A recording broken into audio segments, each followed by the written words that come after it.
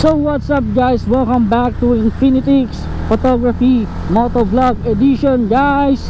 So eto na naman, nagbabalik tayo ng motovlog. At yun na nga no, nararamdaman ko na yung pag-skid ng aking gulong. So dumudulas-dulas na siya. At papalitan na natin.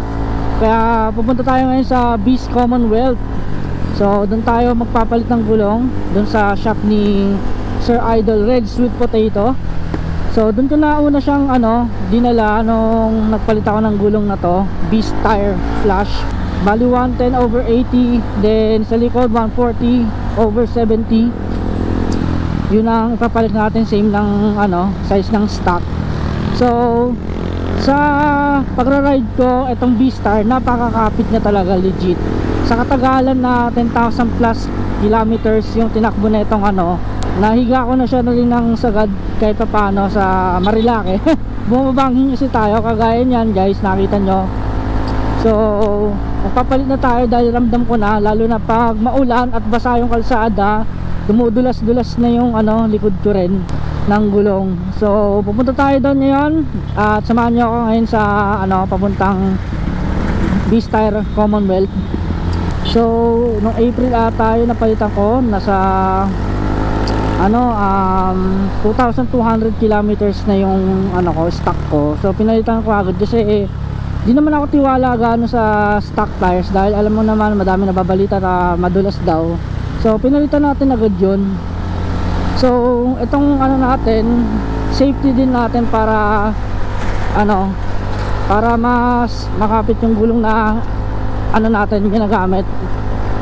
Tiwala naman ako sa brand ng Beast Tire. Subok ko na sa Honda RS 125 Fi ko dati, tsaka dito sa Yamaha Aerox V2 ko.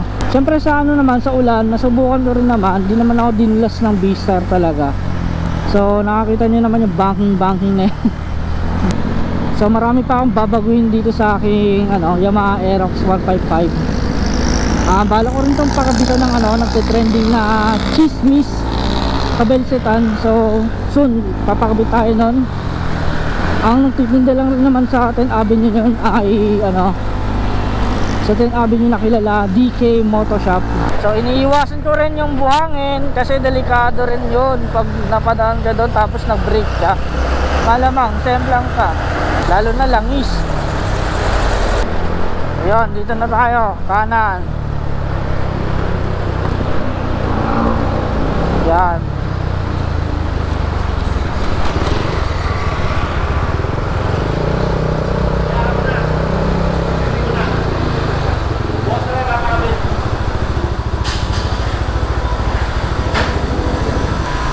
Tayo sa Beast Commonwealth. So yun guys, nandito na tayo sa Beast Commonwealth para magpakapit ng bagong gulong dahil nararamdaman ko na yung dulas sa aking motor. Like kagaya kanina, di ba? Nababanggit ko sa kaya yon, papalitan natin ng yan, Beast Tire. So may tayo, magkaroon tayo ng 10% discount kahit pa paano. Salamat kay Sir Red Sweet Potato. So yun, inaano na ni Kuya para tanggalin yung nakakabit na Beast Tire na una natin pinalitan. So legit yan, makapit talaga lalo na sa bangkingan. So ang kinuha natin size is yan, 110/80, 40 sa harapan yan. Then syempre ito sa likod makapal yung 140/70, 14 yan. Yan guys. So alam nyo na ang gulong ko, kaya pwede kayo dito magsadya.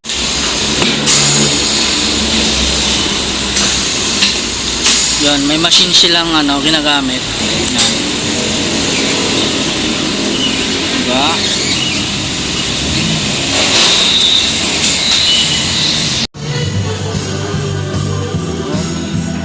Ayan na, kakabit na yan yung una nating front tire.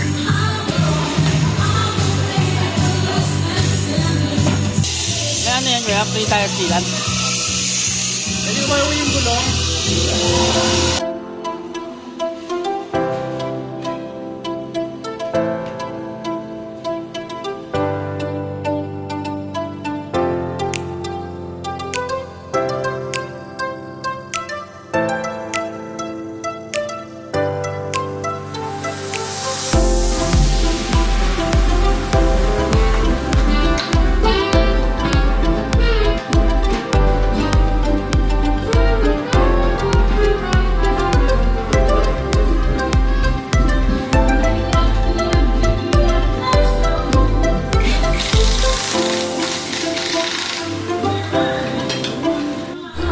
yun mga ka-Infinitix, napalitan na ng bagong gulong yung Aerox natin, B-Star Flash SC. Ay 110/80 sa harap, then 140/70 sa likod.